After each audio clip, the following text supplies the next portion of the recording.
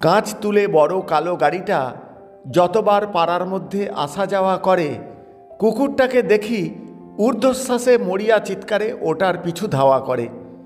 ফিরে এসেও মনে শান্তি পায় না কুকুরটা, অথচ সারাদিন কতই না গাড়ি চলাচল করে এদিকে। কুকুরটার বেপরোয়া দৌড় এবং চিৎকারে পথচারী মানুষজন থমকে যায়। চা দোকানে আড্ডায় খদ্দেররা নিজেদের মতো ব্যাখ্যা দেয়। কেউ কুকুরের ঘ্রাণশক্তির প্রশংসা করে বলে, গাড়িটায় নির্ঘাত কিছু পাচার হয়।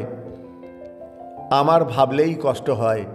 2 মাস আগে ঝমঝম এক বৃষ্টির ভোররাতে মা কুকুরটার ক্লান্তিতে ঘুমিয়ে যাওয়া ছোট খান্দুই বাচ্চাকে পিষে মারে কালো খুনি গাড়িটা।